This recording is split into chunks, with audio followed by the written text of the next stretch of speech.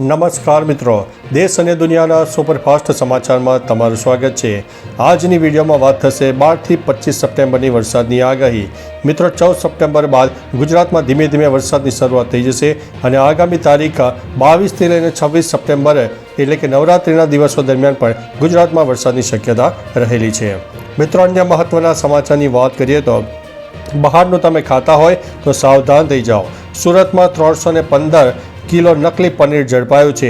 Zone 1 LCB પોલીસની ટીમે બાતમીના આધારે દરોડો પાડીને 315 કિલોગ્રામ શંકાસ્પદ નકલી પનીરનો જથ્થો જપ્ત કરી દીધો છે। મિત્રો, અન્ય મહત્વના સમાચારની વાત કરીએ તો મીટરની સર્કિટમાં ચેડા કરીને વીજ ચોરીનો નવો કિમિયો સામે આવ્યો છે। દાહોદમાં 1 કરોડથી વધુની વીજ ચોરી ઝડપાઈ છે, જેમાં જે વીજ ચોરો હતા તે મીટરના નીચેના ભાગમાં પ્લસ માઇનસ કરીને ડાયોડ બેસાડી દેતા હતા, જેથી યુનિટ ઓછા આવતા હતા। મિત્રો, અન્ય મહત્વના સમાચારની વાત કરીએ તો હીરા ઉદ્યોગની કફોડી હાલત જોવા મળી। કોંગ્રેસે વડાપ્રધાનને પત્ર લખીને પેકેજની કરી છે માંગ। મિત્રો, અન્ય મહત્વના સમાચારની વાત કરીએ તો દેવાયત ખવડ હાજર હો।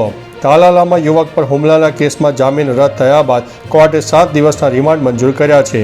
મિત્રો, અન્ય મહત્વના સમાચારની વાત કરીએ તો અમીબિકા એન્સેફાલિટીસથી કેરળમાં વધુ એક વ્યક્તિનું મોત થયું છે।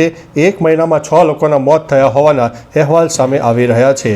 મિત્રો, અન્ય મહત્વના સમાચારની વાત કરીએ તો જીવતા બચવું મુશ્કેલ હતું। નેપાળથી પાછા ફરેલા મજૂરોની આપવીતી સામે આવી છે। નરક બની ગયો છે પાડોશી દેશ।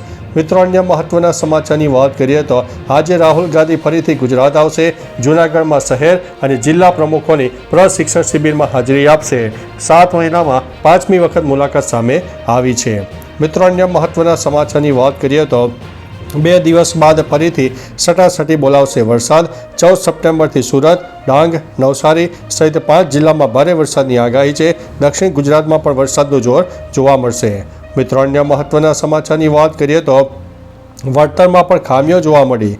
એર ઇન્ડિયા દુર્ઘટનાના 92 દિવસ પછી ચૂકવાશે 207 મૃતકોના પરિજનોને 1 કરોડનું વળતર। પહેલાં 25 લાખ ચૂકવ્યું હતું। હજી 22 મૃતકોના દસ્તાવેજ વેરીફાઈ થવાના પણ બાકી છે। તો ચાલો મિત્રો, ફરીથી દેશ અને દુનિયાના સુપરફાસ્ટ સમાચાર લઈને મળતા રહીશું। ત્યાં સુધી અમને રજા આપશો। નમસ્તે।